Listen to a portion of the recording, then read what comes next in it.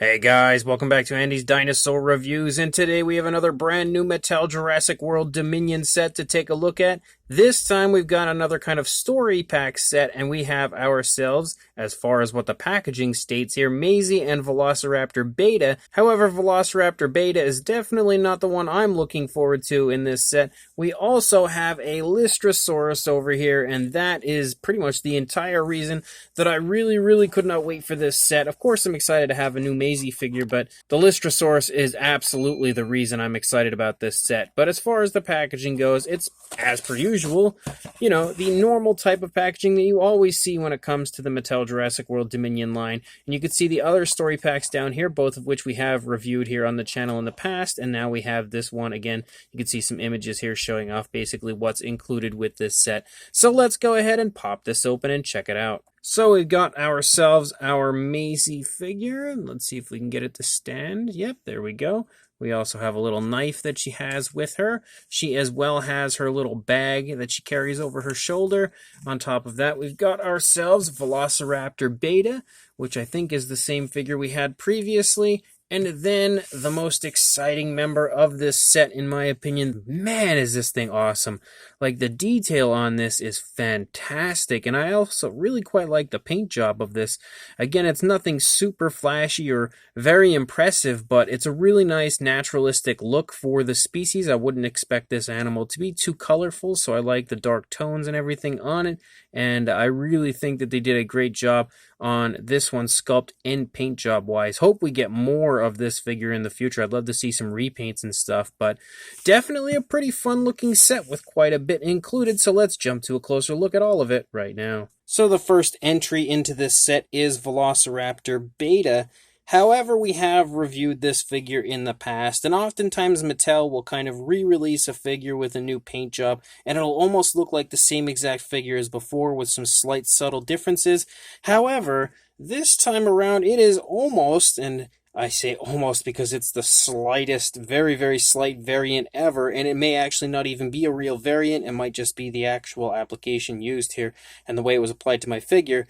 But the two look exactly the same as far as the sculpt goes. You can see that there's no real differences between either of these particular Velociraptor Beta figures. The sculpt is the same, the paint job is pretty much the same, except for, at least on mine, you can see that the eye of the one on the right, which is the older one, is slightly darker in color than the eye on the newer one, and the coloration on the underside is slightly brighter on the newer one compared to the older one. The older one had almost like an off-white, whereas this one has more of like a light yellow, and that's really about it. As far as like the stripe and everything goes, it looks like it's exactly the same. The grayish tone is the same.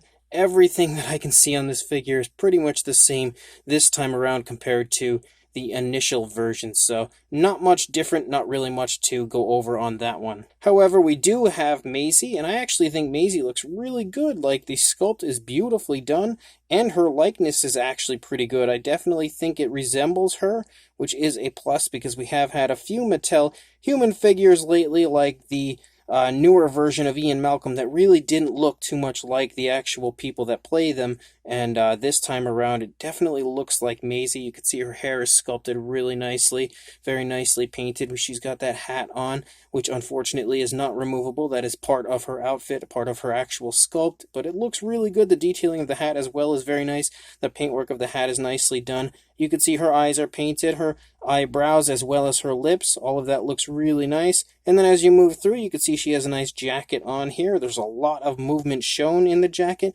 lots of wrinkling and creasing within the jacket. It's painted with a nice greenish color. And then she also has a shirt on underneath, kind of like a brownish shirt, which you can see kind of like some creasing and stuff in the stomach region of her shirt, which helps to add a little bit of life to the outfit. And then down here, you can see that she has some jeans on, and those as well have some very nicely sculpted out detail with kind of creasing and everything throughout. You can definitely see it looks very good as far as the realism aspect goes. And then she's got some shoes on down here, and they as well look pretty good as far as the sculpting and detailing. You can see the laces and everything on the shoes, very nicely sculpted out. And as per usual, you have all the usual articulation that you would have as far as like the neck articulation, and then the arm articulation can go out and also swivel. She doesn't actually have elbow articulation, which is unfortunate. She also has hip articulation though, forward and back and out away from the body. And then you also have the knee, and all of this can of course swivel if you choose to break her bones. So some pretty decent articulation, and definitely a nice looking version of Maisie. I think they did a pretty good job on her. And then of course you've got a very small knife. It looks to potentially be the same knife that we had included with Owen Grady quite a little ways back.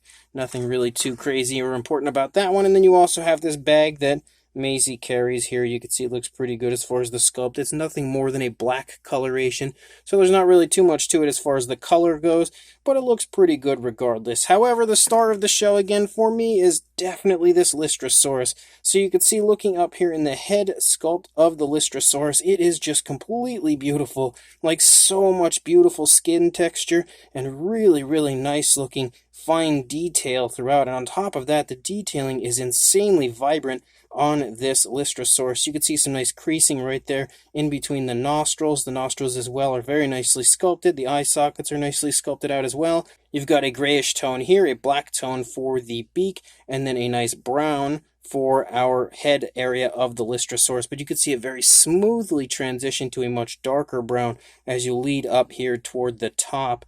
Very nicely done paintwork, very precise. For the most part, it looks great. No real sloppiness that I'm picking up on. The eyes are painted with kind of like a yellowish or an orangish tone, and it has a nice black pupil, and they have a beautiful gloss coat to them, so they shine very realistically. As you start to move back here into the neck a little ways, you can see more creasing and everything going on. Again, very smooth transition from the darker brown down here to that lighter brown that we have on the lower part of the Lystrosaurus. And as we continue to move along here and we get back into the body, you again see how phenomenal the detailing aspect to the figure is.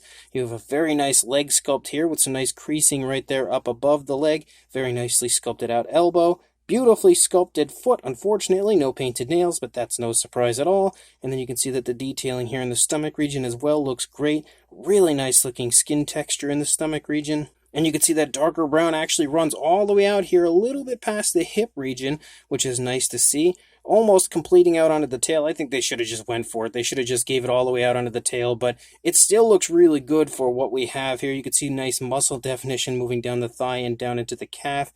You've got a kneecap right there, and again, nicely sculpted rear foot. Yet again, no painted nails, though, unfortunately. You can see some wrinkling and creasing right there in the stomach region, and we've got a really nicely sculpted out, very small tail back here.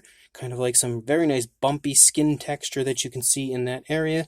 You're not really going to see too much difference over here compared to the initial side because it really isn't doing much as far as the positioning of the animal. Like you can see the legs are almost in the same position and everything. So not really too much difference over here compared to the initial side. Beautiful detailing though on the underside. Even the undersides of the feet look great as far as the sculpt and detail goes. And then just in case you are interested, there is the fax app code, so you can add the Lystrosaurus to your collection. And as far as articulation goes, we have a very nice swivel here in the neck region, and we can also go up and then go down very nicely, really quite far down. You also have the leg articulation on the front leg, and then same goes for the rear leg, and that's really about it. We don't have any kind of swivel tail or anything random like that this time around, so very nicely done overall, and definitely one of, I would say, probably my favorite figures that Mattel has released for the Jurassic World Dominion line. As far as sizes go for the Lystrosaurus, lengthwise you were looking at about 4 inches or 10 centimeters, and then for a height to the back of the head, a little bit over 1 3/4 inches or around 4.5 centimeters. For Velociraptor Beta, even though we really shouldn't measure Beta because we have already done this in the past, put the head in a more natural spot. For a length, you are looking at about 4.5 inches or closing in on 12 centimeters. And then for a height, just shy of 2.5 inches or around 6, closing in on 6.5 centimeters.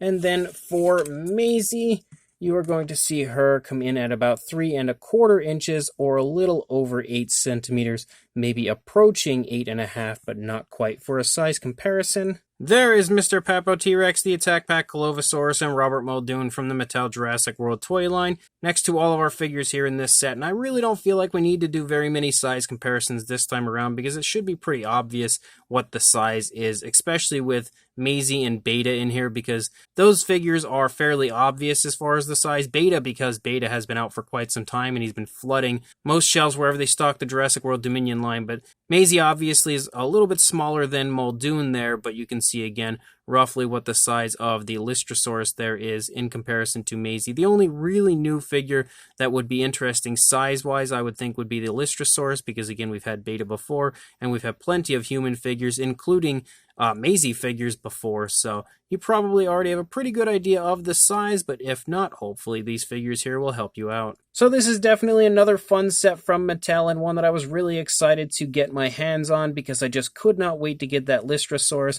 I was so beyond excited to have the Lystrosaurus from the Captives line, and even more excited potentially to finally have this Mattel version. And this Lystrosaurus here from Mattel is just beautiful. Probably some of the nicest, most vibrant detailing that I've seen on a Mattel figure. It really does look fantastic here in hand, and they've also done a very good job not only of replicating the appearance of the Lystrosaurus from Dominion, but also giving it a really nice naturalistic paint scheme that I feel like looks good on the animal, looks really realistic, and could be the coloration of this animal. And it's very nicely applied with really nice transitions, very smooth transitions back and forth, and of course has some pretty fun articulation on top of everything.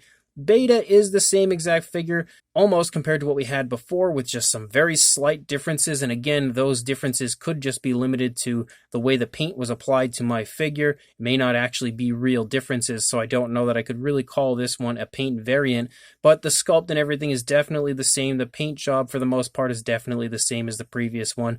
It is obviously not to scale with any of the figures that we see here. In fact, the Lystrosaurus, Beta, and Maisie are nowhere near to scale with each other the way that they would be, but it is a pretty nicely sculpted Beta figure, and for the most part kind of resembles Beta from the film, and also again has some pretty fun articulation. And then you have Maisie, and I think they actually did do a pretty good job on Maisie this time around when it comes to a human figure. I've been a little concerned about Mattel's humans lately because of the Ian Malcolm figure not looking that great, and a few others lately have actually looked a little off as well, but I really feel like they did do a great job on Maisie. It really does look like her, and the actress that plays her, and also the sculpt and paint job is all very nice, very precise, beautifully applied, and then of course some fun articulation on her as well. And then she has a knife as well as a handbag as well, so that she's got some pretty fun little extras. So as a whole, this is a really cool set. Maybe not the greatest set that Mattel has ever released, but this Lystrosaurus is definitely one of my favorite Mattel figures overall. So if you are interested in this was for sale on Amazon. I don't know for sure if it is still available, but I will include a link in the description to where I purchased it. If it's not currently available, hopefully it'll come back into stock sometime soon. So if you can grab it, make sure you do, and also like, comment, and subscribe, and I will see you in the next review. Thanks for watching.